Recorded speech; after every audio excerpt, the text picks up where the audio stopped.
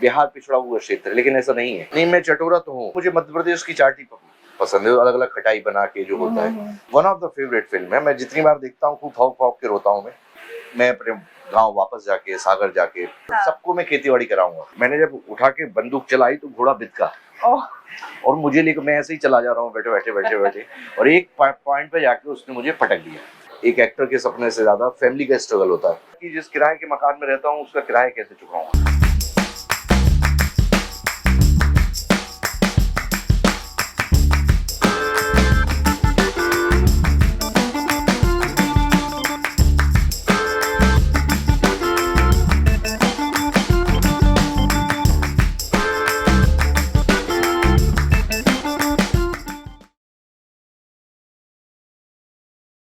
Welcome to my show Mukesh ji, thank you so much, आपने समय निकाला यहाँ पर आने का और मेरे साथ बैठ के बात करने का। थैंक यू आपका कि आपने मुझे इनवाइट किया और इस पॉपुलर शो में आपने मुझे बुलाया।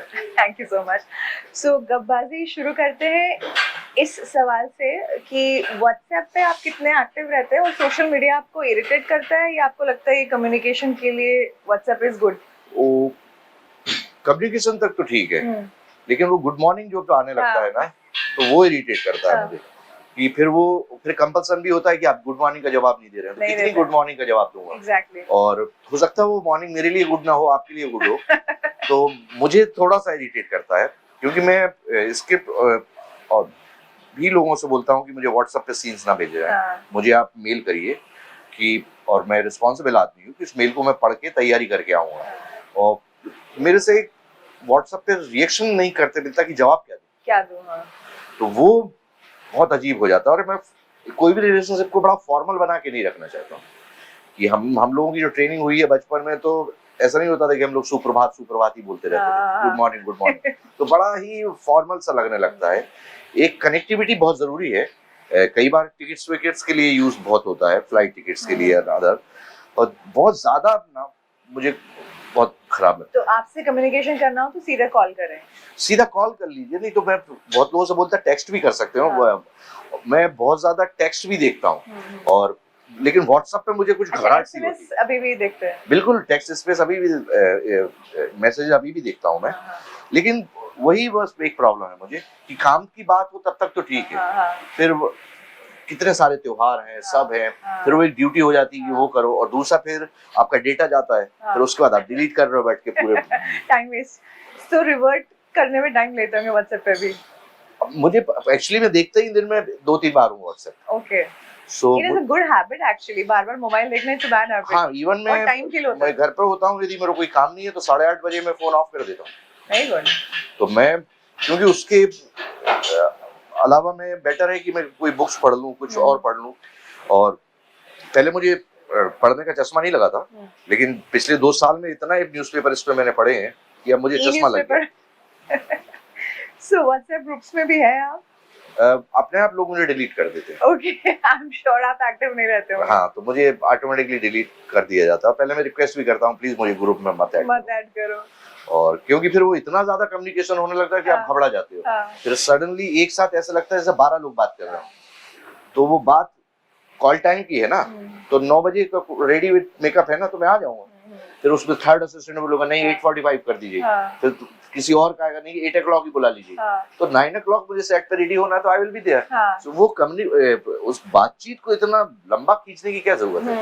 एंड हर प्रोजेक्ट का एक अलग से व्हाट्सएप ग्रुप बनता है, कम्युनिकेशन सारा वहां से होता है। समटाइम्स इट्स हेल्पफुल कि जैसे अब्रॉड में तो काफी हेल्पफुल हो जाता है, लेकिन यहाँ पे इतनी जरूरत नहीं है मुझे लगता है। तो एक्टिव उस पे रहते नहीं है, तो फिर फोन से ही कम्युनिकेट करते हैं? फोन से ही, क्योंकि हमारा काम ही स्टोरी सुनना है और उसका जवाब देना है। सो कन्वर्सेशन इज बेटर। तो क्या लेंगे, चाय, ठंडा, कॉफी? देखते हैं। मुझे मेन्यू की जरूरत नहीं है, मुझे एक ब्लैक कॉफी दे दो। What do you eat? No, nothing. Only black coffee. Same. जी। तो सोशल मीडिया में एक्टिव रहते हैं? बहुत ज्यादा नहीं रहता हूँ, मेरा भतीजा है वो करता रहता है, फोटो डालता है। मैं बहुत ज्यादा सोशल मीडिया संभाल नहीं पाता हूँ। ओके, तो मतलब जब आपका कोई फिल्म या कोई प्रोजेक्ट आने वाला होता है तो उसको प्रमोशन के लिए खुद भी आपका कोई योगदान रहता है, जैसे कोई पोस्ट करना है फेसबुक पे या इंस्टा पे? I give instructions to my nephew, Okay. तो वो डाल देते So he हैं। does. जैसे अभी स्कैम 2000 रिलीज हुआ है 2003, तो उसका जो सोनी लिव ने भेजा था, एप्लाउज ने जो भेजा था कि ये पब्लिसिटी मटेरियल, तो वो हमने अपलोड किया हुआ था। तो सोशल मीडिया की इम्पोर्टेंस को मानते हैं? नहीं, बिल्कुल है। और आज यूथ के हाथ तो सबसे ज़्यादा social media youth are using, so importance मानता हूँ, लेकिन मैं बहुत ज़्यादा इंटरेस्ट नहीं ले पाता हूँ। तो शायद हम लोग थिएटर बैकग्राउंड से होने के कारण, ये सब होने के कारण लिखाई पढ़ाई में ज़्यादा ध्यान रहता है। सो बट मैं इम्पोर्टेंस मानता हूँ, इट्स वेरी रिलेवेंट, एंड यदि आपको अपडेट रहना है तो सोशल मीडिया में आना बहुत ज़रूरी है। यूट्यूब के बारे में क्या कहना चाहेंगे? यूट्यूब तो खजाना है एक्चुअली और मैं मतलब जैसे मैं जगजीत सिंह जी का बहुत बड़ा फैन, किसका? जगजीत सिंह जी का, Okay. उनकी गज़लों का मैं बहुत बड़ा फैन हूँ, तो मैं यूट्यूब पे ही देखता हूँ उनकी गज़लें और उनके परफॉर्मेंसेस। साबरी ब्रदर्स को देखना हो, नुसरत फ़तेह अली खान साहब को देखना हो, सो म्यूज़िक के लिए भी और इंफॉर्मेशन के लिए भी बड़ा इम्पोर्टेंट है यूट्यूब। सो पूरे वर्ल्ड की जानकारी उसमें है और बड़ी इंटरेस्टिंग चीज़ें हैं। कुछ ऐसी फिल्म्स भी हैं जो कि नॉर्मली अवेलेबल नहीं, लेकिन यूट्यूब पे हैं। इनफैक्ट अभी सभी लोग उसमें नजर आते हैं, काफी पहले बहुत कम लोग नजर आते थे, मतलब जिनका प्रमोशन होता था वो ही नजर आते थे। अब सारे एक्टर्स को, सारे परफॉर्मर्स को, सारे टैलेंट को एक प्लेटफॉर्म मिला है। बिल्कुल बिल्कुल, और उस प्लेटफॉर्म को पॉजिटिवली यूज किया जाना चाहिए, क्योंकि उतनी बड़ी रीच है उसकी कि आप कुछ ही पलों में लाखों करोड़ों लोगों के पास पहुंच जाते हैं। जी, वायरल होने में टाइम नहीं लगता है। बिल्कुल। सर, एनएसडी कैसे ज्वाइन किया, कैसे शुरुआत किया आपने? आपको जान के आश्चर्य होगा कि मैं 8th क्लास में मैंने डिसाइड कर लिया था कि मैं एक्टर ही बनूंगा। ओके। और मैंने एक प्ले देखा था हबीब तनवीर साहब का, मिट्टी की गाड़ी। ओके। वो संस्कृत प्ले था, लेकिन उसको छत्तीसगढ़ी में उन्होंने किया था, और उस प्ले को देख के मैं इतना इंस्पायर्ड हुआ कि मुझे लगा मुझे यही करना चाहिए। लेकिन फिर स्कूल में धीरे धीरे स्केट्स और छोटे छोटे 15-15 मिनट की स्मॉल प्लेस के साथ साथ शुरुआत हुई। लेकिन कॉलेज में आके मैं और सीरियस हुआ यूनिवर्सिटी में जब आया, और यूनिवर्सिटी में एक्सपोजर बढ़ा था, यूथ फेस्टिवल वगैरह हमारे होते थे, हम लोग वेस्टर्न जोन में आते हैं। तो पहली बार हम लोग बनारस गए थे अपना प्ले लेके, तो मैंने फर्स्ट टाइम मुंबई का प्ले वहाँ देखा था यूनिवर्सिटी का, और इनका प्ले देख के मैं दंग रह गया। तब मैं लोगों के पास पहुंचा, मुंबई ग्रुप के पास, कि आप लोग इतना शानदार प्ले कैसे कर लेते। तब उन्होंने बताया कि नेशनल स्कूल ऑफ ड्रामा के डायरेक्टर हैं, वो उनका प्ले डायरेक्ट करते हैं। सो फर्स्ट टाइम मैंने नाम सुना नेशनल स्कूल ऑफ ड्रामा, उसके पहले मुझे पता नहीं था। सो तब से मेरे मन में था कि नहीं, मुझे नेशनल स्कूल ऑफ ड्रामा की तैयारी करनी है, लेकिन मुझे बिल्कुल भी अवेयरनेस नहीं थी, तब तो इंटरनेट भी नहीं था। और लेकिन मैंने अपने प्रोफेसर से, हमारे यहाँ काफ़ी डिपार्टमेंट्स हैं सागर विश्वविद्यालय में, तो प्रोफेसर टीचर से पूछना शुरू किया, तब उन्होंने बताया कि ऐसे ऐसे होता है। और मैंने फर्स्ट टाइम जब अटेंड किया तो मेरा सिलेक्शन नहीं हुआ, और अच्छा ही नहीं हुआ, क्योंकि मैं टर्मिनोलॉजी, थिएटर टर्मिनोलॉजी उतना कुछ नहीं जानता था। लेकिन मैंने फिर साल भर पढ़ाई थिएटर की, अलग अलग प्लेस, मैंने करीब 600-700 नाटक पढ़े होंगे मैंने, और फिर मैंने अटेम्प्ट किया और उसका मैंने टॉप किया। तो एंट्री काफी टफ होती है? वेरी टफ, क्योंकि अब पूरे हिंदुस्तान में से सिर्फ 20 लोग सिलेक्ट होते हैं। एंड कितने लोग अप्लाई करते हैं? वो अप्लाई करने वाले में तो 800-900 पीपल होते हैं। तो पहले स्क्रूटनी होती है। क्राइटेरिया क्या होता है? क्राइटेरिया ये है कि कम से कम आपने 5-6 नाटक किए हों, फिर वो स्पीच भेजते हैं, और फिर आपका स्किल टेस्ट लेते हैं, एक रिटन टेस्ट भी होता है। सो देखिए, वेरी नॉर्मल क्वेश्चंस, लेकिन जब प्रीलिम आप पास कर लेते हैं तो फिर 4 दिन की वर्कशॉप होती है। ओके। 60 लोग सिलेक्ट होते हैं उसमें, और 60 लोगों में से फिर 20 सिलेक्ट होते हैं। सो वो थोड़ा टफ होता है, उसमें आपका बिहेवियर, साइकोलॉजिकल टेस्ट, कोलेब्रेशन, आप ग्रुप में कितना कोऑपरेट करते हैं, ग्रुप को साथ लेने की आप में कितनी क्षमता है, तो वो सारे टेस्ट अलग अलग होते हैं बिना बताए। तो बड़ी इंटरेस्टिंग प्रक्रिया है वो, और पहले 1 महीने तक तो मुझे विश्वास ही नहीं हुआ कि मेरा सिलेक्शन हो गया। और राष्ट्रीय नाट्य विद्यालय से अच्छी जगह कोई है नहीं सीखने के लिए, क्योंकि इतने सारे टीचर्स हैं, और दिल्ली में पढ़ने का एक सबसे प्लस पॉइंट ये है कि एक्सपोजर बहुत ज़्यादा है, कि पास ही ईरानी दूतावास है, रशियन दूतावास है, फिर थिएटर फेस्टिवल्स होते हैं, फिल्म फेस्टिवल्स होते हैं, म्यूजिक फेस्टिवल्स होते हैं, तो आपको स्कूल के साथ साथ बहुत कुछ देखने भी मिलता है। सो वो एक्सपोजर बहुत महत्वपूर्ण है। सो आई थिंक कि मैं लकी एनफ हूँ कि नेशनल स्कूल ऑफ ड्रामा में पढ़ने का मौका मिला, और फिर national school of drama repertory में भी मैंने काम किया। ओके। 3 साल तक। तो वो प्रैक्टिकली आपको सीखना बहुत मिलता है, क्योंकि जब तक आप स्टूडेंट रहते हैं तो हर गलती माफ होती है, लेकिन जब आप पेड एक्टर होते हैं तो फिर आपको हर चीज़ का ख्याल रखना पड़ता है कि एक एक नुक्ता सही लगना चाहिए, और वो एक प्रैक्टिकल नॉलेज नहीं मुझे कॉन्फिडेंस दिया। तो वो जो एक प्लेटफॉर्म है वो ग्रूमिंग के लिए बेस्ट है कि एक्टर के लिए। आई थिंक मतलब उससे अलावा मुझे कोई इंस्टीट्यूट नहीं दिखाई देता है, क्योंकि वो बहुत अलग अलग फैकल्टीज वहाँ पे हैं। वहाँ आप लाइटिंग के बारे में भी सीखते हैं, सेट डिज़ाइन के बारे में सीखते हैं, कॉस्ट्यूम्स के बारे में भी सीखते हैं, फिर आप स्टेज कैसे बनाना है, प्रॉपर्टी कैसे बनाना है, उसके बारे में भी सीखते हैं।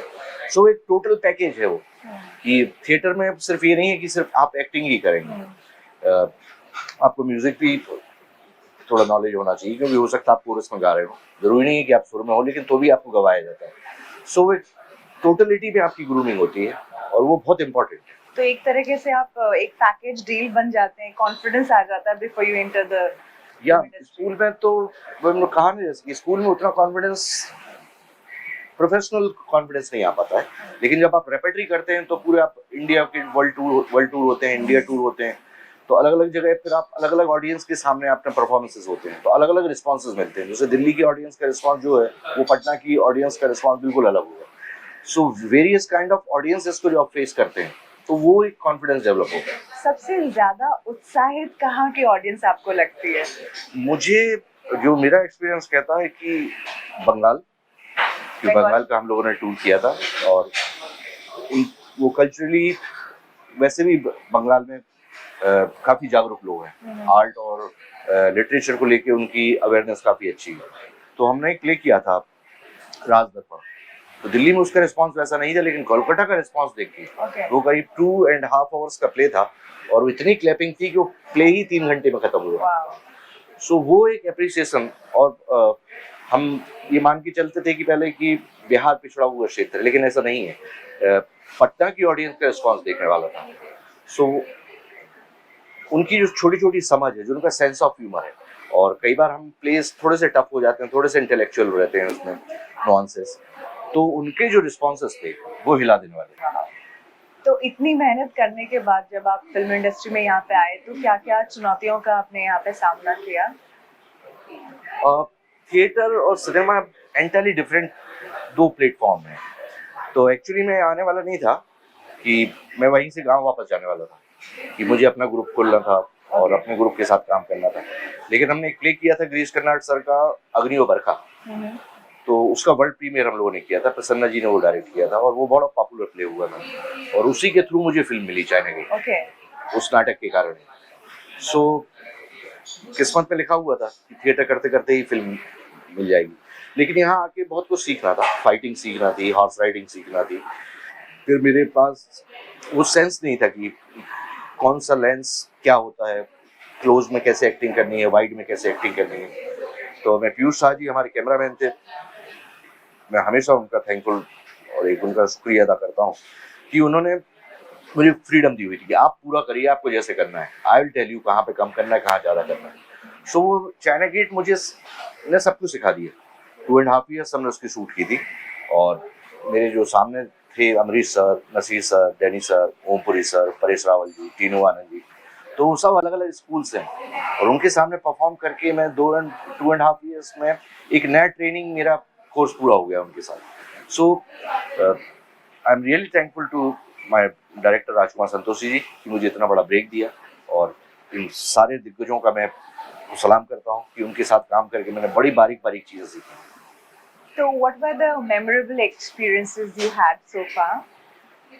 मेमोरेबल कहें कि फर्स्ट शॉट राज जी ने लगाया था, उसमें मुझे नसीर सर की किलिंग करनी थी, नसरुद्दीन शाह जी को, और मैं बहुत उत्साहित था, और मुझे घोड़े पे बैठ के गोली चलानी थी, बंदूक, और मैं इतना ज़्यादा खोया हुआ था सीन में कि मैंने जब उठा के बंदूक चलाई तो घोड़ा बिदका, और मुझे लेकर मैं ऐसे ही चला जा रहा हूँ बैठे, और एक पॉइंट पे जाके उसने मुझे पटक दिया। मैं गिरा, सर के बल गिरा, और बहुत जोर से लगती है घोड़े से गिरने पर। I know how it is. I lost memory. 7-8 hours मुझे समझ में नहीं आया, मैं चारों तरफ देख रहा हूँ कि मैं हूँ कहाँ। देन नसीर सर अंडरस्टैंड कि यार उसको कुछ प्रॉब्लम है, उसको फोकस नहीं कर पा रहे।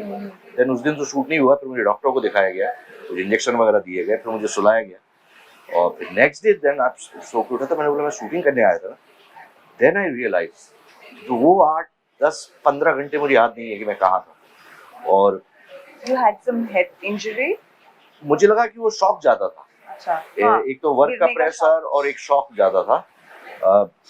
और दूसरा एक वर्क प्रेशर भी होता है ना हाँ, कि pressure. I have to perform. Yeah. मेरा पहला सीन है वो, और अपने आप को प्रूव करना भी बहुत होता है, और 1,500 आदमी आपका परफॉर्मेंस देख रहा है। देख रहे हैं। सो वो प्रेशर भी था। सो अच्छा हुआ मेमोरी वापस आ गई, ये परफॉर्मेंस कर सका। ऐसी मेमोरी है। फिर मेरा पाँव टूटा उसमें। Oh, same film. 60 घोड़े चले जा रहे हैं, that is towards climax. Okay, same film. या सेम फिल्म चाइना गेट। तो 60 घोड़े बिल्कुल चले जा रहे हैं, हम लोगों के ट्रीटमेंट शॉट्स मोन्टाजेस लिए जा रहे थे, लेकिन वो चॉपर से शूट किया जा रहा था। तो घोड़े ऐसे टनल पे दौड़ते हुए चले जा रहे थे और चॉपर बगल में आके ऐसे खड़ा हो गया। तो दैट साउंड से घोड़े अपनी जगह पे उछलना शुरू किए, वो चॉपर का जो साउंड होता है हेलीकॉप्टर का। और मैं गिरा घोड़े से, और पीछे से घोड़ा कोई दौड़ते हुआ आ रहा था, उसका पाँव मेरे पैर पे पड़ा। तो अच्छा हुआ कि बगल में नदी थी, तो मैं क्रॉल करके मैं नदी की तरफ गया, नहीं तो पीसेस मिलते छोटे छोटा सा 60 घोड़ों के। तो वो एक एक्सपीरियंस है। लेकिन पूरी फिल्म के दौरान मुझे जो एक्सपीरियंस हुआ कि मैंने सीखा कि एक एक्टर को नॉनसेंस में काम करना आना चाहिए, उसमें पेशेंस बहुत होना चाहिए। क्योंकि हम थिएटर में तो वन गो में 2.5 आवर्स कर देते हैं, यहाँ पे दो साल में 2.5 आवर्स की फिल्म बनती। सो एक एक्टर को क्राफ्ट पे उसका कंट्रोल बहुत जरूरी है। तो शुरू में जब आपने डिसाइड किया कि आपको एक एक्टर ही बनना है, तो किसने आपको एनकरेज किया और किसने डिस्करेज किया? डिस्करेज तो आई डोंट थिंक सो कि मुझे याद है किसी ने डिस्करेज किया हो। हाँ, लोगों में भ्रम जरूर था कि मैं एनएसडी बोलता था तो लोगों को लगता था मैं एनडीए में जाना चाहता हूँ। तो क्योंकि वहां भी तब अवेयरनेस कम थी। लेकिन मेरी माँ ने मुझे हमेशा एनकरेज किया, और उनका एक चीज कहना होता था कि जो भी काम आप करें ट्रेनिंग के साथ करें। Training is very important. बहुत इंपॉर्टेंट है। या तो आप सेल्फ ट्रेंड करें, नहीं तो आप किसी इंस्टीट्यूट के थ्रू हो। सो माँ का वो गाइडेंस मुझे बहुत बड़ा काम आया। टाइम लगता है चीजों में, लेकिन आप पॉलिश होके निकलते हैं, आप एक कॉन्फिडेंस लेके निकलते हैं। एक्टिंग में 50% काम कॉन्फिडेंस नहीं। तो जो एक्टर्स सिर्फ एक पोर्टफोलियो कराकर आ जाते हैं एक्टिंग की फील्ड में ट्राई करने के लिए, उनके लिए आपका क्या मैसेज है कि ट्रेनिंग कितनी इंपॉर्टेंट होती है? मैं इस सवाल के जवाब में एक प्रश्न ही पूछ लेता हूँ कि एक डॉक्टर बनने के लिए यदि 5 साल एमबीबीएस करनी पड़ती है, यदि इंजीनियरिंग करने के लिए 5 साल आपको कोर्स करना पड़ता है, तो एक्टर बनने के लिए एक 5 साल आप क्यों नहीं देना चाहते? तो क्या मैसेज देना चाहिए? मैं निश्चित तौर पे कहना चाहूंगा कि ट्रेन योरसेल्फ। यदि आप किसी इंस्टीट्यूट में नहीं जाना चाहते हैं, तो आप वर्ल्ड सिनेमा देखिए, जो थिएटर लोग करते हैं उनके प्लेस देखिए, प्लेस पढ़िए, लिटरेचर पढ़िए। क्योंकि एक एक्टर का काम सिर्फ मुंह बनाना, हंसना और रोना नहीं है, उसका काम इंटरप्रिटेट करना है। सो सिर्फ लाइन बोल देना एक्टिंग नहीं है, 2 शब्दों के बीच जो होता है उसमें एक्टिंग है। अब जैसे कि आपने बोला कि फिल्म देखना, पढ़ना, तो ये तो थ्योरी हो गई। What about practical? प्रैक्टिकल मुझे लगता है कि बहुत लोग टीवी पे टेनिस देख के टेनिस खेलना सीखते हैं। ऐसा पॉसिबल है? पॉसिबल है, बिकॉज यदि आप अच्छे दर्शक हैं तो आप अच्छे परफॉर्मर भी बन सकते हैं। यदि आप बेहतरीन परफॉर्मेंसेस देखेंगे, अच्छी फिल्में आप देखेंगे, अच्छे थिएटर परफॉर्मेंसेस यदि आप देखेंगे, तो निश्चित यदि आपके अंदर वो तत्व है, वो एलिमेंट है रिएक्टिंग का, तो वो डेफिनेटली वो ग्रो करेगा। जैसा कि आपने कहा कि एक डॉक्टर है, जब तक वो पहले सीखेगा नहीं, मतलब किसी दूसरे डॉक्टर को असिस्ट करके ऑपरेट करना, जैसे कोई सर्जन है नहीं सीखेगा, तो वो कैसे करेगा? मतलब वो देखकर तो नहीं ऑपरेट कर सकता। मुझे वही लगता है कि आपको थिएटर वालों से पूछना चाहिए कि ये स्पीच कैसे प्रिपेयर आपने किया। आप कुछ अच्छी स्पीचेस निकालिए, थिएटर की निकाल लीजिए या वर्ल्ड सिनेमा की निकाल लीजिए, वो मगअप करके उसको प्रैक्टिस करिए अपनी स्टाइल में। वो मत वो उसको फॉलो करने की जरूरत नहीं है कि आप इमिटेट करें किसी को। आप अपने अंदाज को डेवलप करिए, वर्ड्स वही लीजिए, संवाद वही लीजिए, सिचुएशन आप डिफरेंट करके कर सकते हैं। प्रैक्टिस करने के बहुत तरीके हैं, but practice is important. Practice because की आप परफॉर्मर हैं। सो सिर्फ पढ़ के या सिर्फ देख के आप ग्रो तो कर सकते हैं, ग्रूम कर सकते हैं, लेकिन प्रैक्टिकलिटी के लिए आपको उसके तरीके खोजने पड़ेंगे, एक्सरसाइज सीखनी पड़ेगी। जो शॉर्टकट अपनाना चाहते हैं लोग कि ट्रेनिंग नहीं करना है, जाके तुक्का लगा लेना है, तो आई थिंक वो बाद में उनका टाइम वेस्ट होता ही होता है। उनका भी होता है, उनकी फैमिली का भी होता है, और जिसके साथ एक्चुअली वो सेलेक्ट काम, फैमिली का ज्यादा होता है। फैमिली का ज्यादा होता है, क्योंकि उनकी उम्मीदें जग जाती हैं। फैमिली ज्यादा स्ट्रगल करती है, एक एक्टर के सपने से ज्यादा फैमिली का स्ट्रगल होता है। और धोखे से यदि आप जिनके साथ काम यदि आपको मिल भी जाता है, तो वो भी सफर करता है जिसने आपको काम दिया है। तो फिल्म गंगा जल के इंटेंस कैरेक्टर के बारे में, जो हम सबका पसंदीदा है, उसके लिए आपने क्या प्रेप किया था? How did it happen? Prakash Jha sir ने एक ही लाइन बोली थी कि प्लीज एक्टिंग मत करना। ओके। तो वो समझने में मुझे बड़ा टाइम लगा कि एक्टिंग नहीं करूँ तो फिर क्या करूँगा। तो फिर धीरे धीरे उनकी स्कूलिंग मैंने समझी, उनका रियलिज्म पे बड़ा विश्वास है और लार्जर देन लाइफ पे विश्वास नहीं रखते हैं। और मैं लार्जर देन लाइफ ही फिल्म करके आया था चाइना के, और उसके बाद अपने आप को ब्रेक करना की, तो मैंने उनसे स्क्रिप्ट मांगी थी, और इतनी खूबसूरत से तरीके से वो स्क्रिप्ट लिखी गई थी कि उसमें सब कुछ था। मुझे एक्स्ट्रा कुछ, मुझे लगा कि इसी को यदि मैं निभा दूं ना, कि इसमें वेरिएशंस भी हैं, इसमें कॉन्फ्लिक्ट भी है, इसमें टेंशन भी है, इसमें रियलाइजेशन भी है, तो स्क्रिप्ट में जब ये एलिमेंट होते हैं तो हम लोगों की मेहनत बच जाती है। उसी के साथ जस्टिस यदि हम कर दें तो ये बहुत बड़ी बात होती है। सो मैंने मिनिमाइज किया चीज़ों को, उसको इनेक्ट करने की जगह अपने अंदर रखा कि वो कॉन्फ्लिक्ट कैसे शो होगा। उसके लिए मुझे ये था कि मैं फील करके बस अपने अंदर रखूं, ऑटोमेटिकली कैमरा दिखाएगा। और वो टीम बड़ी शानदार थी, सारे एक्टर्स, प्रकाश झा सर, वो टीम में बड़ी मिस करता हूँ, क्योंकि बहुत मस्ती भी हम लोग करते थे। लेकिन ऐसा होता था कि हम वाई में शूटिंग कर रहे थे पंचगनी के पास, तो 2 दिन का यदि गैप हो जाए तो जब प्रकाश सर बोलते थे कि आप लोग घर जा सकते हैं, लेकिन कोई आने तैयार नहीं होता।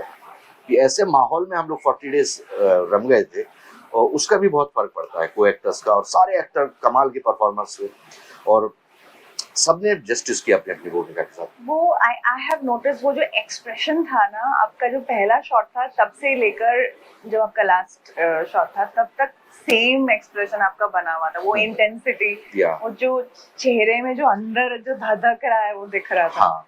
तो that was because of that team only and script यदि अच्छी हो, स्क्रिप्ट में यदि कॉन्फ्लिक्ट हो तो करने में बड़ा मजा आता है, क्योंकि ड्रामा कॉन्फ्लिक्ट में ही। तो ड्रामा जब इस तरीके से दिखाया जा रहा है, जिस तरीके से वेनेजेंस है, जिस तरीके से उसका गुस्सा है, जिस तरीके से वो फ्रस्ट्रेशन लेवल है जी, वो स्क्रिप्ट में था। एक जगह अजय सर बोलते हैं कि बाकी तुम्हारी फाइल्स देखता हूँ तो उसमें कुछ भी नहीं मिलता है, लेकिन जब भी साधु यादव की फाइल आती है तो तुम उनका पक्ष लेते हो, ऐसा क्यों? तो वहां पे वो गिरफ्त में आ जाता है, वो समझ जाता है कि ये जो बॉस है मेरे, वो टेढ़ी खीर है, और वहां से उसका कॉन्फ्लिक्ट बढ़ना शुरू हो जाता है कि because of community, because of the caste. फिर हमने उसका कॉज प्रकाश झा सर से भी मैंने पूछा है क्यों करता है वो। प्रकाश झा सर बोले कि सिर्फ आपके भराव के लिए आप एक बना लो एक लाइन कि आपकी नौकरी उसने लगाई थी, तो उस कर्ज के कारण आप ऐसा करते हो। स्क्रिप्ट में कहीं मेंशन नहीं था, लेकिन वो मेरे लिए एक लॉजिक जरूरी था कि वाई, जानने के लिए। हाँ, तो वो एक हमने रीजन उस पर रखा था कि इसलिए वो यादव भी है और उनकी नौकरी साधु यादव ने लगवाई। सो वो उसने बड़ी हेल्प करी। तो इम्प्रोवाइज भी किया उसमें, आपने लिबर्टी ली इम्प्रोवाइज करने का? इतनी रियलिस्टिक स्क्रिप्ट में आप डायलॉग वाइज तो आप इम्प्रोवाइज नहीं कर सकते, लेकिन कुछ सीन्स ऐसे थे कि जहाँ पे आप सिर्फ फील करना है। एक दो जगह जहाँ पे वो तेजाब डालने वाला सीन, वो इम्प्रोवाइज थोड़ा सा हुआ था, बिकॉज उसमें हम लोगों को फ्रीडम थी कि जब सेल के अंदर जाते हैं तो वो लगातार इम्प्रोवाइज था। और एक जो पल था कि वो दौड़ता हुआ जो बैटरी लेने जाता है बाहर, awesome it was. सो वो एक उतना स्क्रिप्ट में अंडरलाइन नहीं था, लेकिन जब प्रकाश सर ने मेरी एनर्जी देखी तो वहां तक का कट उन्होंने लिया, और उस शॉट के लिए मैं दौड़ा होऊंगा तो करीब 20-25 बार दौड़ा मैं, लेकिन वो मिला। और वो जो गुस्सा और जो फ्रस्ट्रेशन जो था वो पूरी रनिंग के कारण वो निकल के आया है। सो एज सच डायलॉग्स की इम्प्रोवाइजेशन नहीं थी, हाँ सिचुएशन के प्रति रिएक्ट करने में इम्प्रोवाइजेशन थे। How was the response of the film industry ये फिल्म आपकी देखने के बाद आपके लिए?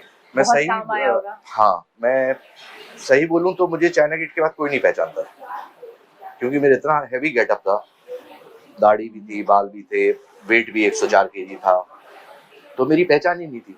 और मेरे पास चाइना गेट के बाद 1 साल तक काम भी नहीं था। तो बाद में मुझे समझ में आया कि लोग जब मुझे पहचानते ही नहीं है तो काम कैसे देंगे।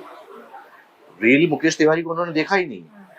और तब मैं राज जी के पास बोला कि सर इतना अच्छा है, अवार्ड फंक्शन, अवार्ड मिल रहे हैं, ये है, लेकिन कोई काम नहीं देता। तो प्रकाश जी, राज जी ने मुझसे बोला था कि तुम 20 लोगों की लिस्ट बनाओ डायरेक्टर्स की जिनके साथ आप काम करना चाहते हो। और मैंने 20 लोगों की लिस्ट बनाई, फिर उनसे कांटेक्ट करने की कोशिश करी। और आप यकीन नहीं मानेंगे कि मेरे पास तब फोटोग्राफ भी नहीं थे अपने नॉर्मल लुक के। तो 20 लोगों से मिलने में मुझे 4-5 महीने लगा। राज कन्वर सर थे, विक्रम भट्ट थे, जेपी दत्ता सर थे, लंबी फहरिस्त थे वो, और उन सबसे मिला। और करीब 1-1.5 साल में मुझे 20 के 20 लोगों ने काम दिया। क्योंकि उन सबका भी यही था कि हम जानते ही नहीं भाई कि मुकेश तिवारी है कौन। और फिर सही पहचान मुझे गंगाजल के बाद ही मिली, जो पब्लिक पहचान है। और मैं 2 दिन तक मेरा फोन बंद नहीं हुआ।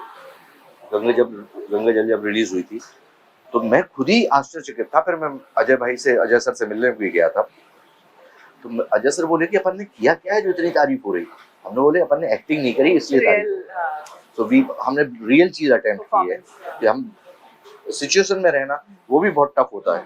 सो दैट रिस्पॉन्स मुझे मतलब अभिभूत करने वाला था। और रियल पहचान मुझे गंगाजल के बाद ही मिली। आप स्टैंड आउट हुए हैं, I must say, in that film. Stand out तो पूरी टीम थी, असली में मुझे अपनी तारीफ, इंटेंसिटी थी वो आप में बहुत ज्यादा गहरी, वो इनकॉर्पोरेट थी स्क्रिप्ट। तो जब काम आपके पास नहीं होता था उस दौरान उस टाइम को कैसे किल करते थे? वो जो बोरियत आती है, थोड़ा डिप्रेशन भी होता है, how you used to manage? मैं बड़े टेंशन में था कि जिस किराए के मकान में रहता हूँ उसका किराया कैसे चुकाऊंगा। So how you managed? तो जो चाइना गेट से मुझे मिला था वही सेविंग थी मेरे पास, 50-60 हजार रुपए। सो बहुत डिफिकल्ट था। और मैं उधार मांगने में बड़ा संकोच होता है, और किससे मांगता। सो मुझे वो जो मैं घर पे ही बैठा रहता था, मुझे समझ में भी नहीं आता था, बिल्कुल मैं नया था इंडस्ट्री में। और एज सच बहुत लोगों से मेरा परिचय भी नहीं था, और मुझे पता भी नहीं था कि वर्किंग कल्चर क्या है, कि कैसे लोगों से मिला जाता है, क्या है। तो Rajkumar Santoshi guided me very well. और उन्होंने बोला कि you have to open up, लोगों से आपको मिलना पड़ेगा, आप पता करो, अपने दोस्तों से पता करो। और तब मेरे दोस्त भी इंडस्ट्री में नहीं थे, सो वो वर्किंग स्टाइल ऑफ इंडस्ट्री नहीं पता थी। लेकिन मैंने फिर अपनी ईगो कहें, शर्म कहें, उसको मैंने उतार के फेंका।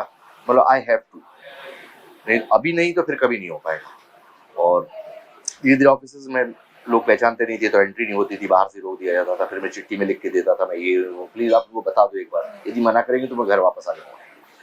तो स्ट्रगल के दौरान कभी घर से हेल्प लिया है, उधार लिया है दोस्तों से? दोस्तों से कभी उधार मैंने नहीं लिया। हाँ, माँ मुझे चुपके से पैसे भेजती रहती थी, उनको पता था कि काम नहीं मिल रहा है। और तो मैं उनसे बोलता था इतना ज्यादा भी मत भेजो, क्योंकि मैं जानता था कि मेरा भी ज्वाइंट फैमिली बहुत बड़ा परिवार था। लेकिन माँ ने हमेशा चुपके चुपके उनका मनी ऑर्डर आता रहता था। तो 1 साल तक वो उसी से मैं सरवाइव कर पाया। और उसके बाद फिर जब काम एक बार सिलसिला चालू हो गया। तो आपकी फिल्म जब आपकी फैमिली देखने गई first time, how was the reaction? They must be very very happy. China Gate का प्रीमियर हुआ था और मैंने माँ को मुंबई बुलाया था। ओके। और उनका रिएक्शन बड़ा कमाल था। एक क्लाइमेक्स में ओमपुरी सर मेरा हाथ काट देते हैं। तो वो वहां पे सीन चल रहा है प्रीमियर में, और मेरा हाथ कटा और माँ का हाथ मेरी तरफ आया। अरे मैंने भाई वो पिक्चर है, मतलब वो एक जो माँ ही होती है उसका जो रियल तो कुछ हुआ तो नहीं मेरे बेटे को। तो वो एक मुझे रिएक्शन बहुत आह्लादित करता है। एंड आफ्टर गंगाजल? आफ्टर गंगाजल मेरे भाई साहब ने मुझसे कहा था कि आप थोड़ी थोड़ी एक्टिंग आप समझ रहे हो, क्योंकि भाई साहब से वहाँ के लोकल एसपी ने, डीआईजी ने और भी पुलिस महकमे के लोगों ने बड़ी तारीफ की कि अब वो गहराई आ रही है एक्टिंग में। और आउटवर्ड परफॉर्मेंस करना और एक इनवर्ट चीजें रख के करने में बहुत जमीन आसमान का अंतर होता है। लेकिन अब depends on form of the film. जो लार्जर देन लाइफ फिल्म थी चाइना गेट, और जो गंगाजल है वो एक बहुत ही रियलिस्टिक सिचुएशन वाली फिल्म थी। सो गंगाजल के बाद लोगों को लगा कि हाँ, एक डिफरेंट कुछ कर सकने में ये एक्टर कर सकता है, क्योंकि चाइना गेट का परफॉर्मेंस और गंगाजल का परफॉर्मेंस बिल्कुल अलग अलग परफॉर्मेंसेस, 2 रेंज थी। यूजुअली नेगेटिव कैरेक्टर्स करने के बाद एक एक्टर टाइपकास्ट हो जाता है यहाँ पे, लेकिन आपने इंटेंस नेगेटिव कैरेक्टर्स करने के बाद स्विच किया कॉमेडी में। How did that happen and how the public expected you? पहले तो मैं expected you to do comedy after negative? मेरे लिए बहुत बड़ी चुनौती थी वो। और पहले मैं डर गया था, मुझे लगा यार कि मैं अभी अपहरण की है, मैंने गंगा जल की है, जमीन की है रोहित जी की, और रोहित शेट्टी जी बोल रहे हैं कि नहीं इस बार तुमसे कॉमेडी कराऊंगा। तो कॉमेडी में असली में एक समस्या क्या होती है कि एक एक्टर को अपना ईगो तोड़ना पड़ता है। और क्योंकि हम सब लोगों का एक प्रॉब्लम है कि हम चाहते हैं कि हमें ऐसा देखा जाए, और जिस दिन हम उस फ्रेम को तोड़ना सीख जाते हैं उस दिन आप कॉमेडी कर सकते हैं। सो मुझे वो ब्रेक करने में 2-3 दिन लगा। मैं बाकायदा पंचगनी में आके सोचता रहा कि मैं डर क्यों रहा हूँ, मैं क्यों नहीं कर सकता हूँ, जबकि मैंने थिएटर में सटायर्स, मोलियर के प्लेज काफी किए हुए हैं। और मुझे लगा नहीं यार, ये मेरा ईगो मुझे रोक रहा है कि इसमें स्टेटस तुम नीचे करोगे अपना, तो स्टेटस नीचे कर के लिए तुम झिझक रहे हो। एक्चुअली पब्लिक ने एक्सपेक्ट भी नहीं किया होगा, फिर बाद में एक्सेप्ट भी किया। हाँ, मुझे वो भी था, लेकिन एक प्लस पॉइंट ये हुआ पूजा जी कि उस वक्त सिनेमा का भी दौर बदल रहा था जी। टाइप कास्ट से लोग निकल रहे थे और ऑडियंस की एक्सेप्टेंस भी थी। क्योंकि एक जमाना था कि जो कॉमेडी करता था वो कॉमेडी नहीं कहलाता था, जो पिताजी का रोल करते थे वो जिंदगी भर पिताजी का रोल उनको मिलता था, जो माँ का करती है रोल तो माँ ही का रोल उनको मिलता था। तो आपके फैंस का क्या रिएक्शन था? They loved it, right? Because की बहुत ही अनएक्सपेक्टेड था। हाँ। और आप भी यकीन नहीं करेंगे कि मेरे बिल्डिंग के बच्चे अभी भी मुझे वसूली अंकल ही बोलते हैं। तो अब उसके लिए आप कुछ नहीं कर सकते क्योंकि ऑडियंस ही आपको बनाती है, दर्शक ही आपको बनाता है। सो दे, और इतना ज्यादा वो पॉपुलर हो गया, फिर मीम्स उसके इतने पॉपुलर हुए, और कोरोना काल में तो और ही ज्यादा मतलब उसके, और वो अलग अलग इंटरप्रिटेशन के साथ लोग मीम्स बनाते हैं उसका। सो उसमें वो पॉपुलर है तो पॉपुलर है, I have to accept it. How was it working with the team of Golmaal? Golmaal team मजेदार, अद्भुत, मतलब रोहित जी की टीम ही कमाल होती है और वो टीम तोड़ते नहीं है। रोहित जी का ये कहना होता है कि भाई यहाँ पे वन वे एंट्री है, आते आप मेरी मर्जी से हो लेकिन जाओगे आप अपनी मर्जी से, मैं नहीं कहूँगा जाओ। How sweet. तो It's like a family. It's like a family. और लेकिन जब गोलमाल चौथे नंबर वाली कर रहे थे तो पहले 3 दिन सेट पे बड़ा तनाव था। हम सबको लग रहा था कि इतनी पॉपुलर फिल्म हो गई, फिर से कैसे इसको रिक्रिएट करें। तो फिर पुरानी गोलमाल लगाई गई सेट पे, सब लोग बैठ के देखे, और उस दिन छुट्टी सबको की गई। रोहित जी बोले कि जस्ट रिलैक्स, और होगी। फिर छोटे छोटे सीन से हम लोगों की शुरुआत की गई, और धीरे धीरे अनके हो जाएगा, क्योंकि आप कई बार सक्सेस के प्रेशर से भी आप दब जाते हो, इतनी पॉपुलैरिटी उसकी है, तो अब उसको फिर से रीअचीव कैसे किया जाए। आपने कुछ ऑर्डर नहीं किया? बाहर खाना पसंद नहीं करते हैं? मैं बहुत ही अल्पभोजी हूँ, बहुत कम खाता हूँ, और अल्पभोजी। मेरा टेस्ट असली में बिल्कुल टिपिकल गांव वाला है। तो मुझे दाल चावल भिंडी, मतलब आपको आश्चर्य होगा कि मुझे करेला बहुत पसंद है। मुझे भी। तो वैसे ही टेस्ट डेवलप हुआ है। तो घर में जैसे माँ कभी आलू के चिप्स बना के छतों पे सुखाए जाते थे, साबूदाने के खींचले बनाए जाते थे, तो हम वो सब खा के बड़े हुए हैं। कभी कभार स्कूल में एक आध समोसा खा लेते थे। So that was our junk food. वो अपना जंक फूड था। अब तो जंक फूड की लाइन ही लगी हुई है। सो ठीक है, अब माहौल बदलता है, तो हम उस परिवेश में पड़े थे। आज के बच्चे ज्यादा घर में कहाँ रह पाते हैं, तो जो बाहर अवेलेबल है वही खाते हैं। तो आपका जंक फूड जब बाहर जाते हैं तो क्या होता है, घर से लेके चलते हैं? नहीं, मैं चटोरा तो हूँ। हाँ, वही जानना मतलब कई बार पहले होता था कि समोसे की दुकान के बगल से निकलूं तो मैं गाड़ी रुकवा लेता था कि यार पैक करा के ले आना, लेकिन अब धीरे धीरे थोड़ा सा हेल्थ कॉन्शियस हो रहा हूँ। समोसे मंगवाओ? No thank you. तो स्नैक्स में अदरवाइज क्या पसंद करते हैं बाहर जब जाते हैं तो? क्या मुझे चाट बड़ी पसंद है। चाट पसंद है। लेकिन वो मुझे मध्य प्रदेश की चाट ही पसंद है, अलग अलग खटाई बना के जो होता है। यहाँ थोड़ा सा सिंथेटिक हो जाता है, वो टेस्ट नहीं आ पाता।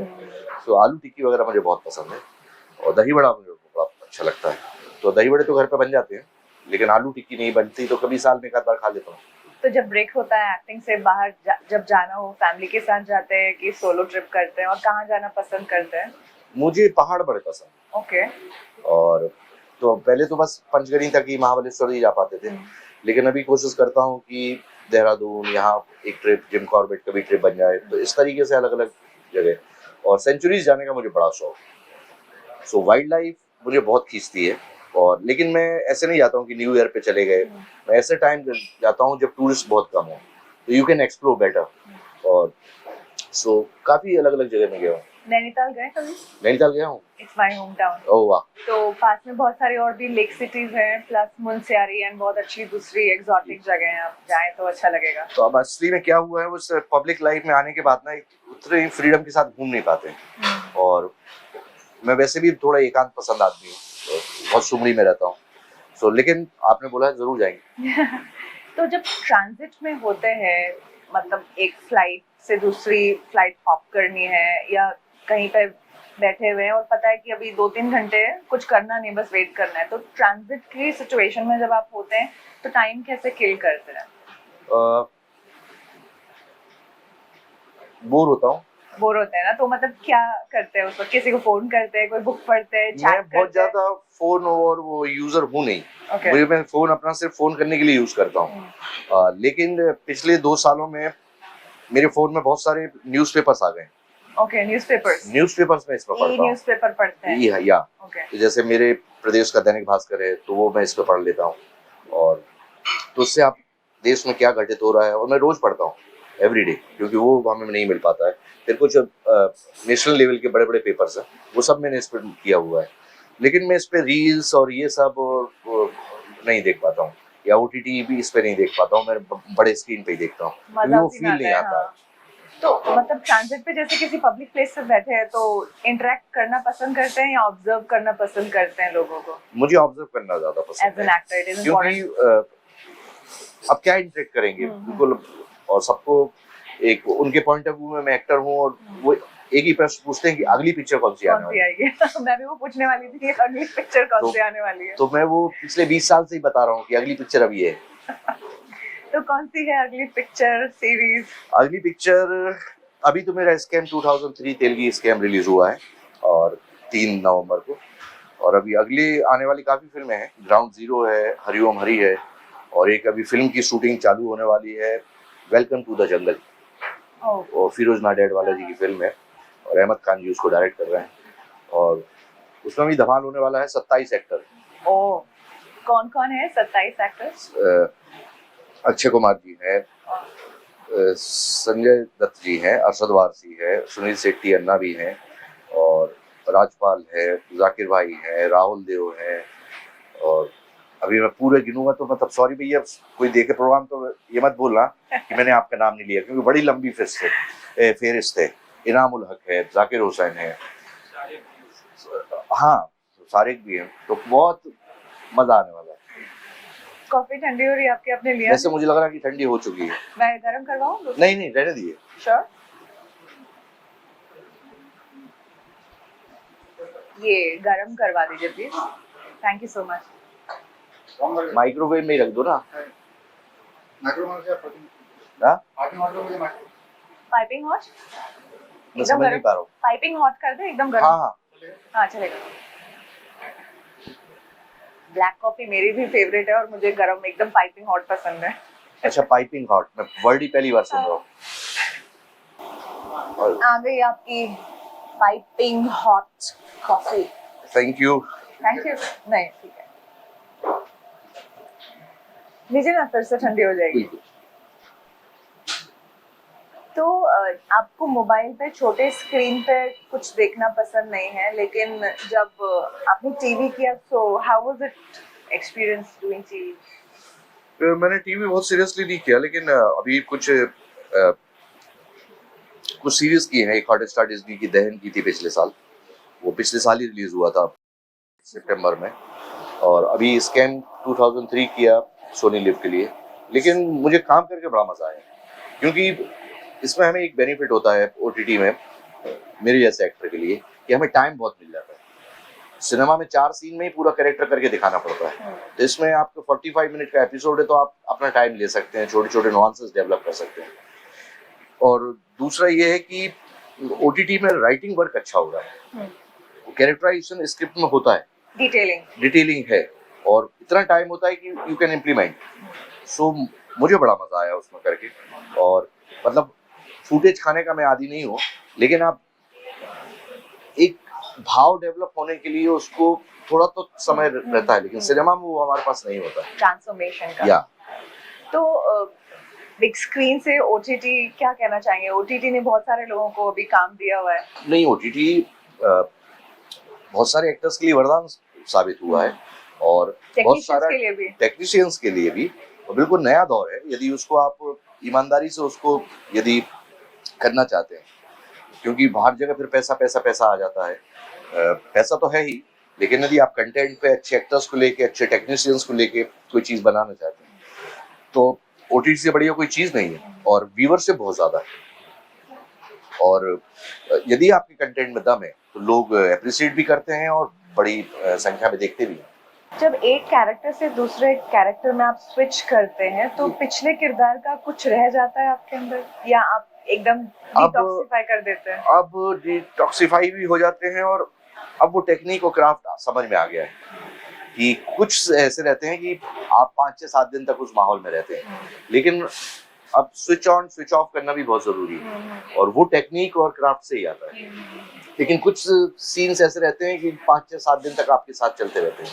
हर कैरेक्टर कुछ दे के जाता होगा, सिखा के जाता है। सिखा के जाता है। और मैं अभी भी बताऊं कि मेरी कोई भी नई फिल्म शुरू होती है तो मुझे रात भर नींद नहीं आती, आज भी।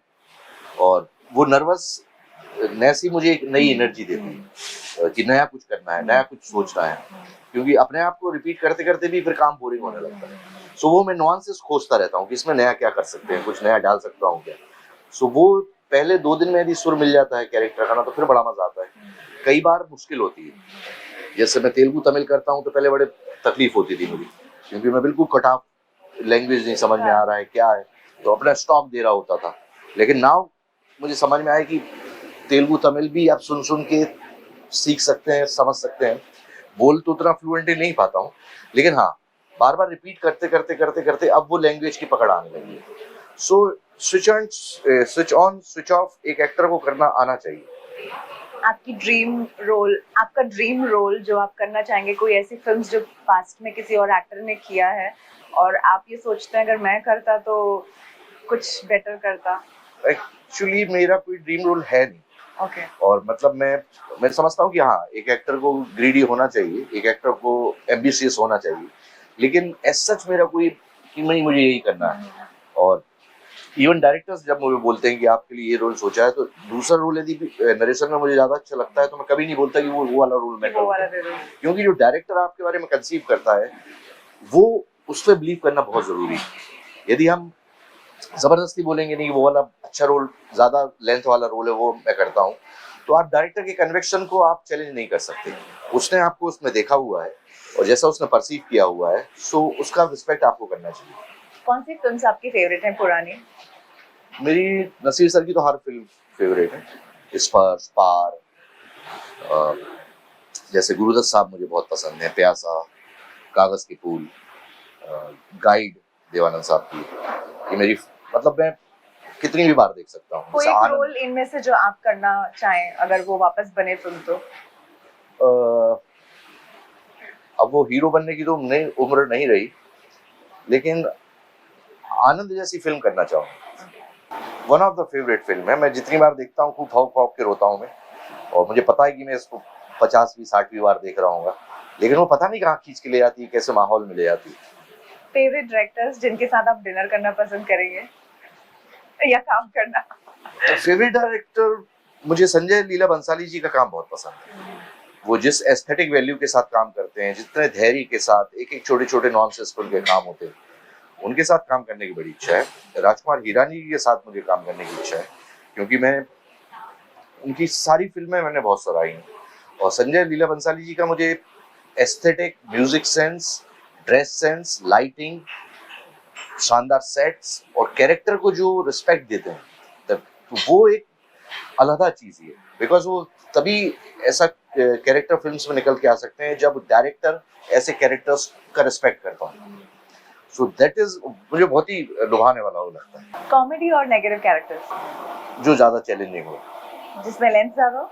लेंथ का मुझे उतना नहीं है, मैं 2 सीन में भी क्रिएट कर सकता हूँ। सिचुएशन वैसी होनी चाहिए, क्योंकि हम बहुत ज्यादा लेंथ से कैरेक्टर का इम्पैक्ट नहीं आता है। आप यदि करेक्ट कंटेंट है, अच्छी सिचुएशन है, वेरिएशन है और अच्छे से क्राफ्टफुली लिखा गया है वो सीन और कैरेक्टर गढ़ा गया है, तो आप 2 सीन में भी जलवा कर सकते हैं।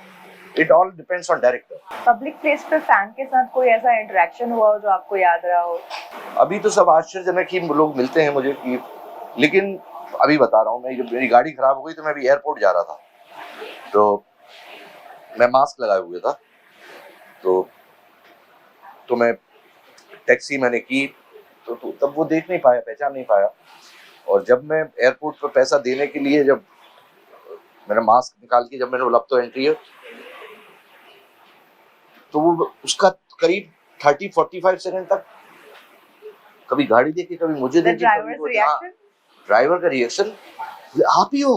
अरे मैंने बोला मैं, तो बोले आप कार नहीं है क्या आपके पास? हमने बोले कार खराब हो गई है। ओ अरे sir selfie sir, selfie sir. 8-10 selfie ली और फिर मैंने पैसा पैसा नहीं देंगे। हमने बोला क्यों नहीं लोगे भैया, ये आपका काम है। बोला नहीं नहीं सर, आप गाड़ी में बैठे रहिए, हमारे लिए बहुत हो गया। हम लोग नो, पैसा तो आपको लेना पड़ेगा। और फिर उस बोले सर नंबर दे दोगे आप? तो मैंने बड़ी रिक्वेस्ट उससे बोला कि देखो नंबर तो दे दूंगा, फिर मैं उठाऊंगा नहीं तो आप बुरा मानोगे। तो मैंने कहा प्लीज, जो एक इतना प्यार का संबंध अभी 30 सेकंड में बन गया है, उसको रहने दीजिए, उसकी वार्मथ बनी रहने दीजिए। तो ऐसे रिएक्शंस आते हैं। जब आप नेगेटिव कैरेक्टर्स पहले करते थे तो लोग डरते थे आपसे जब पब्लिक प्लेस पे कभी जाते थे? अच्छा हुआ आपने लेडीज या बच्चे? जब तक आप डराने वाले काम करते हैं तो लोग आपको गंभीरता से लेते हैं, लेकिन जब आप हंसाने का काम करते हैं तो फिर अब आपको गंभीरता से लोग नहीं लेते। उनको लगता है ये कॉमेडियन है, हाँ। ये तो हंसा देता है, मुझे हंसाया था। हाँ। तो ये बड़ी कॉन्फ्लिक्ट वाली बात है कि आप लोगों को हंसाते हैं लेकिन आपको लोग फिर सीरियसली नहीं लेते। सो बट प्यार मिलता है आप कॉमेडी देखने के बाद? या now the audience has change. उसके बाद हमने काफी कॉमेडी की, 1 2 3 फिल्म की थी, ऑल द बेस्ट की थी, काफी फिल्में उसमें की है, लेकिन जो गुलमाल का वसूली जो हिट हुआ है, हाँ। उसको पार नहीं पा पाया। ऑल टाइम फेवरेट है सबका। तो सर स्टार्टअप्स का जमाना है, रिटायरमेंट प्लान आपका भी कुछ है कि मुंबई में सेटल होना चाहते हैं आफ्टर एक्टिंग, कुछ और स्विच करना चाहते हैं, या कहीं बाहर जाके रहेंगे और वहाँ कुछ स्टार्टअप शुरू करेंगे?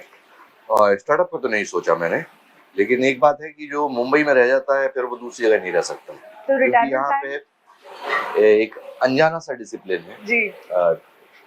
यहाँ पे एक दूसरे के स्पेस में लोग इन्वेट भी नहीं करते हैं, लेकिन हाँ एक प्लान मेरा है कि अब रिटायरमेंट पता नहीं किस उम्र में होगा, लेकिन मैं अपने गांव वापस जाके, सागर जाके मैं थिएटर ग्रुप बनाना चाहता हूँ। हाँ, जो आपने बहुत पहले अभी थोड़ी देर पहले मेंशन किया था। और वो मेरा सपना तब का है कि और हाँ। सबको मैं खेतीबाड़ी कराऊंगा जितने ग्रुप में रहेंगे, ताकि बॉन्डिंग हो, सबकी सब जड़ों से जुड़े और डिपेंडेंस भी ना हो। हाँ, हाँ। क्योंकि एक एक्टर बड़ा खराब लगता है मुझे थिएटर का, जब उसको बड़ा पाव खिला के एक्टिंग कराई जाती है तभी आप उसका सेल्फ रिस्पेक्ट तोड़ देते हैं, आप उसको गरीबी का एहसास दिलाते हैं। सो जो उसकी रिचनेस है एक्टर की, जो उसका ग्रेस है, जो उसका सेल्फ रिस्पेक्ट है, उसको बिना ब्रेक किए हुए आप बढ़िया से 100-150 एकड़ में आप खेती करिए हमारे साथ, उसको आपका खर्चा उसमें से निकलेगा। 3 प्ले तैयार करूंगा और वर्ल्ड टूर करूंगा। मेरा फेवरेट है, मुझे एग्रीकल्चर बहुत पसंद है, तो मुझे जरूर बुलाइएगा। आप प्रकृति के भी पास रहते हैं और एक एक्टर को दूसरा काम भी सीखना चाहिए, क्योंकि मैं मानता हूँ कि एक ना एक हॉबी तो होनी चाहिए, चाहे आप क्रिकेट खेलते हो या बैडमिंटन खेलते हो या गिटार बजाते हो, वो आपको एनरिच करती है, आपको और डेवलप होने का मौका देती है। सो एक एक्टर के पास एक स्किल, दूसरी स्किल भी होनी चाहिए कि उसको बुरे वक्त में या क्राइसिस के समय वो काम आए। तो आपके ग्रुप में जो एक्टर्स होंगे वो जमीन से जुड़े रहने के लिए किसानी करेंगे और साथ में एक्टिंग भी करेंगे? जमीन से तो जुड़े ही रहना पड़ेगा, लेकिन जमीन पर काम करना पड़ेगा, जरूरी है। और सब वो उनको 2 साल बाद समझ में आएगा कि वो जमीन ने उनको कितना रिच बना दिया। उन्हें कोई ग्रांट की जरूरत नहीं पड़ेगी, अपना खर्चा वो खुद निकाल सकते हैं और जितने समय तक करना चाहें करें। वैसे भी हमारे जो देश की जो इकोनॉमी है उसकी रूट में एग्रीकल्चर ही है। बिल्कुल, 80% हमारे किसान ही है, और जब किसान इतना जूझ सकता है तो हम लोग क्यों नहीं जूझ सकते? And it is very very important एक एक्टर के अंदर डेप्थ लाने के लिए। बिल्कुल। So thank you so much, मेरे शो में आप आए मुकेश जी, आपने 4 चांद लगाए, शोभा बढ़ाई। Thank you so much. Thank you आपका, थैंक यू। और आपके फ्यूचर प्रोजेक्ट्स के लिए आपको पहले से एडवांस में बहुत बहुत बधाई देती हूँ। Thank you so much, best wishes to you. So nice of you, thank you. आपके फैंस के लिए कोई मैसेज? बस अच्छी फिल्म, अच्छे प्लेज, अच्छे OTT, अच्छे म्यूजिक को प्रोत्साहित करते रहिए। आप लोगों की ऊर्जा हम तक पहुंचती है तो हमें मेहनत करने का और जज्बा पैदा होता है। Thank you.